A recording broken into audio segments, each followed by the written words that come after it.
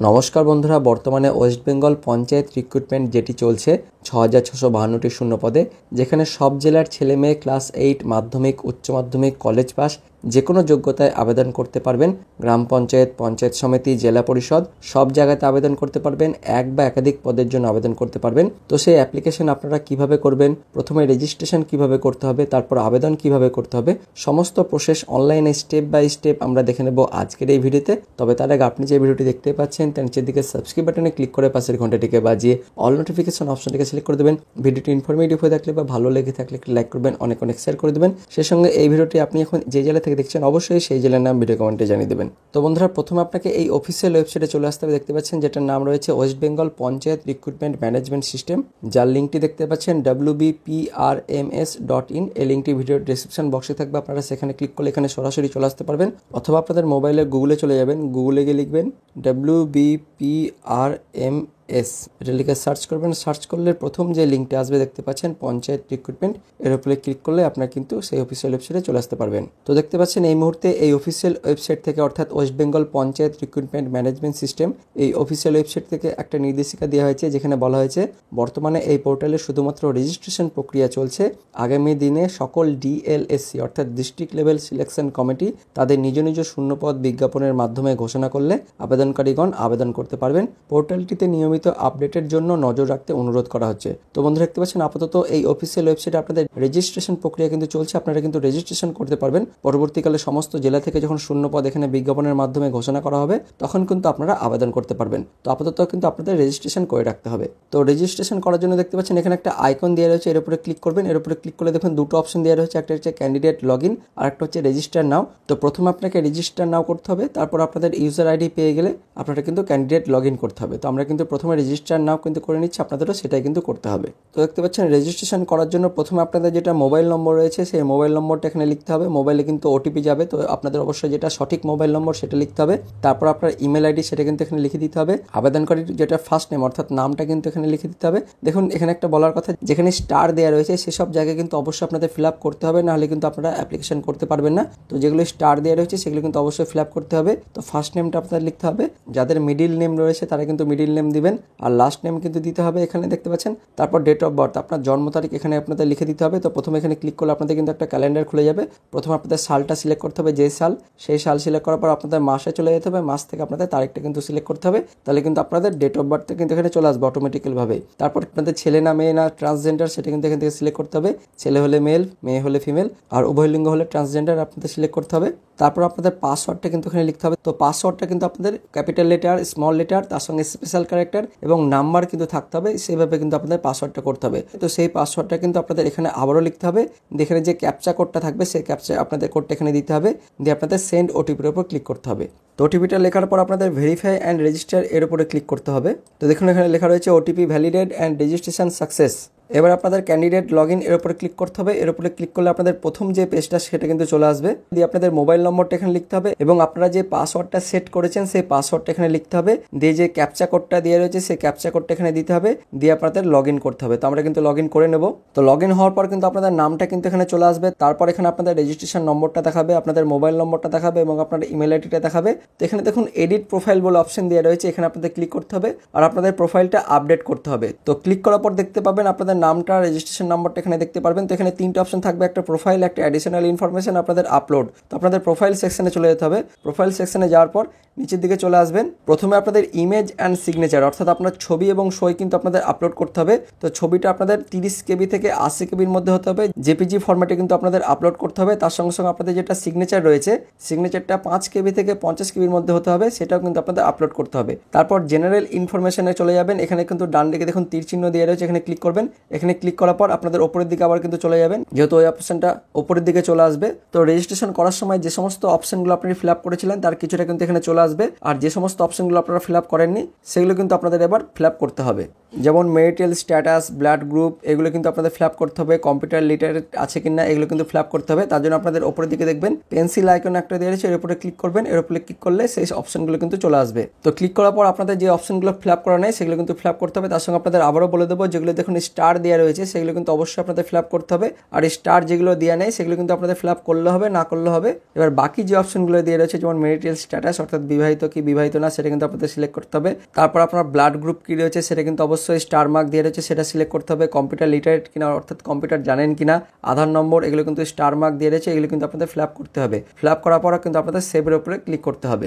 তো জেনারেল ইনফরমেশনটা আপডেট করার পর আপনাদের কমিউনিকেশন ট্যাবটা কিন্তু আপনাদের আপডেট করতে হবে, তার জন্য এখানে ক্লিক করবেন। তারপরে যে অপশনটা রয়েছে সোশ্যাল ইনফরমেশন সেটা কিন্তু যাবেন, এখানে গিয়ে আপনাদের বাকি যে অপশনগুলো দিয়ে রয়েছে রিলিজিয়ান, সোশ্যাল ক্যাটাগরি এটা কিন্তু আপনাদের সিলেক্ট করে নিতে হবে। তার জন্য আপনাদের পেন্সিল আইকনের উপর ক্লিক করবেন, এখানে ক্লিক করলে আপনাদের রিলিজিয়ান হিন্দু না মুসলিম না যে রিলিজিয়ান সেটা কিন্তু আপনাদের সিলেক্ট করতে হবে। তারপর আপনাদের সোশ্যাল ক্যাটাগরি কি রয়েছে সেটা কিন্তু এখান থেকে আপনাদের সিলেক্ট করে নিতে হবে, দিয়ে আপনাদের সেভ করে নিতে হবে। তারপর আইডেন্টিটি কার্ড এটা কিন্তু আপনাদের সিলেক্ট করতে হবে, এখান থেকে কিন্তু আপনাদের এগুলো কিন্তু আপনাদের ফিল আপ করতে হবে। তার জন্য পেন্সিল আইকনে চলে যাবেন, এখানে কিন্তু আপনাদের কার্ড টাইপ সেটা কোন কার্ড আপনি দিচ্ছেন, ড্রাইভিং লাইসেন্স না প্যান কার্ড না পাসপোর্ট না ভোটার কার্ড না স্কুল কার্ড সেটা কিন্তু আপনাদের সিলেক্ট করতে হবে। তারপর সেই কার্ডের কিন্তু নাম্বারটা এখানে লিখে দিতে হবে, দিয়ে সেভ করতে হবে। এভাবে প্রত্যেকটা যে ট্যাবগুলো দেওয়া রয়েছে সেগুলো কিন্তু প্রত্যেকটা আপনাদের ফিল আপ করতে হবে, অর্থাৎ আপনাদের প্রোফাইলটা আপ টু ডেট করে নিতে হবে, অর্থাৎ প্রোফাইলটা কিন্তু আপডেট করতে হবে। আপডেট করার পর একদম নিচের দিকে চলে আসবেন, যারা ক্লাস 8 পাস যোগ্যতার জন্য আবেদন করবেন তাদের কিন্তু এই ঘরটা ফিল আপ করতে হবে, আর যারা মাধ্যমিক ফিল আপ করবেন তাদের কিন্তু এই ঘরটা ফিল আপ করার দরকার নেই। দেখুন এখানে লেখা রয়েছে if class 10 details are entered this is not required, অর্থাৎ যদি আপনি ক্লাস 10টা যদি আপনি ফিল আপ করেন তাহলে কিন্তু 8টা করার দরকার নেই। তো ক্লাস 10-এর ফিল আপটা করার জন্য আপনাদের এখানে ক্লিক করবেন, এই অপশনটা কিন্তু চলে আসবে, আপনাদের পেন্সিল আইকনে চলে যাবেন, পেন্সিল আইকনে গিয়ে আপনি কোন বোর্ড থেকে দিচ্ছেন। তো আমরা কিন্তু West Bengal board of secondary education এটা কিন্তু আমাদের বোর্ড দেওয়া রয়েছে, এই বোর্ডটা সিলেক্ট করবেন। তারপর দেখতে পাচ্ছেন স্ট্রিম এটা সিলেক্ট করার দরকার নেই। তারপর ইয়ার অফ পাসিং কোন সালে পাস করেছেন সেই সালটা এখানে সিলেক্ট করতে হবে, পার্সেন্টেজ কত ছিল সেটা লিখতে হবে, আর কি গ্রেড ছিল সেটা লিখতে হবে। দেখুন এখানে স্টার মার্ক দিয়ে দেন, সুতরাং এটা না ফিল আপ করলে হবে, দিয়ে আপনাদের সেভ করে দিতে হবে। একইভাবে আপনাদের যেটা ডিপ্লোমার যদি কোনো কিছু থাকে সেটা আপনাদের সিলেক্ট করতে হবে।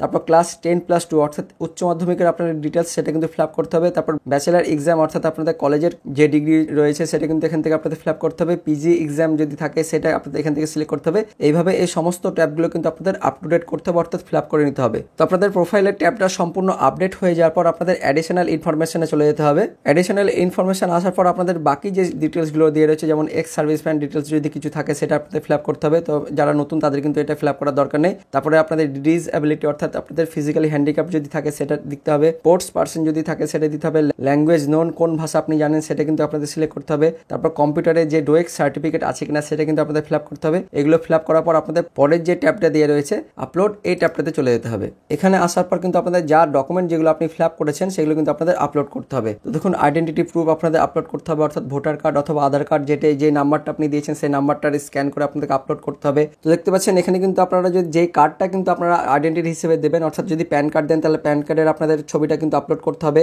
ভোটার কার্ড দিলে ভোটার কার্ডের ছবিটা আপলোড করতে হবে, আধার কার্ড দিলে আধার কার্ডের ছবিটা কিন্তু আপনাদের আপলোড করতে হবে, অর্থাৎ স্ক্যান ইমেজ সেটা কিন্তু আপনাদের 2 MBর মধ্যে হতে হবে ফাইল সাইজটা, সেটা কিন্তু আপনাদের আপলোড করতে হবে। তারপর দেখতে পাচ্ছেন ক্লাস 10 অর্থাৎ মাধ্যমিকের আপনাদের অ্যাডমিট কার্ডের সেটা কিন্তু স্ক্যান কপি আপলোড করতে হবে, ক্লাস 10-এর মার্কশিট সেটা কিন্তু আপনাদের আপলোড করতে হবে, ক্লাস 12 অর্থাৎ উচ্চ মাধ্যমিকের মার্কশিট সেটা আপলোড করতে হবে। যদি আপনারা গ্র্যাজুয়েশনের পোস্টের জন্য যদি আবেদন করে থাকেন, অর্থাৎ যারা যে পোস্টের জন্য আবেদন করবেন সেই পোস্টের জন্য যে যে যোগ্যতা থাকবে সেই সমস্ত যোগ্যতার আপনাদের ডকুমেন্টগুলো কিন্তু আপলোড করতে হবে। যদি আপনারা ক্লাস 8 পাসের পোস্টের জন্য আবেদন করেন তো সেক্ষেত্রে কিন্তু আপনাদের মাধ্যমিক পর্যন্ত আপলোড করলে কিন্তু আপনাদের হয়ে যাবে। আপনারা যদি আরো উঁচু পোস্টের জন্য আবেদন যদি করেন সেই পোস্টের জন্য শিক্ষকতা যোগ্যতার সমস্ত কিন্তু আপনাদের ডকুমেন্টগুলো সেটা কিন্তু আপলোড করতে হবে। তো আশা করি বুঝতে পেরেছেন। তো আপনারা যখন প্রোফাইলটা আপডেট করবেন তো সেই হিসেবে কিন্তু আপনাদের অপশনগুলো কিন্তু চলে আসবে। তো এতক্ষণ ধরে আমরা কিন্তু শুধুমাত্র রেজিস্ট্রেশন করলাম আর প্রোফাইলটা কিন্তু আপডেট করলাম, অর্থাৎ প্রোফাইলটা কিন্তু তৈরি করলাম। তো এরপর কিন্তু আপনাদের যে জেলাতে আপনারা আবেদন করবেন সেই জেলাতে কিন্তু সেই পোস্টের জন্য কিন্তু আপনাদের আবেদন করতে হবে। তো সেটা করার জন্য আপনাদের প্রোফাইলের ওপরে কিন্তু চলে যাবেন, ওপরে আসার পর দেখবেন ড্যাশবোর্ড বলে লেখা রয়েছে, এখানে আপনাদের ক্লিক করতে হবে। এখানে ক্লিক করলে কিন্তু আপনাদের প্রোফাইলের ফার্স্ট পেজটা কিন্তু চলে আসবে।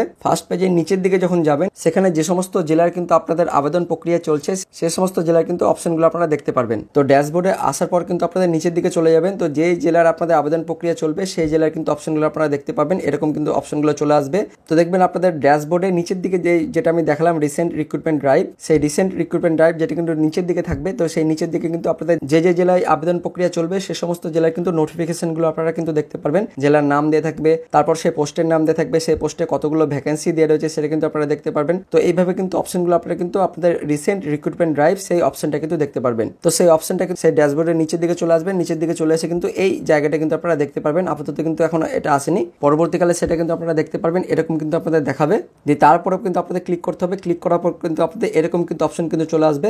তারপর সমস্ত ডিটেলস কিন্তু আপনারা দেখতে পারবেন। দিয়ে ডান দিকে দেখুন অ্যাপ্লাই বলে কিন্তু একটা অপশন থাকবে, সেই অ্যাপ্লাইয়ের উপর আপনাদের ক্লিক করতে হবে।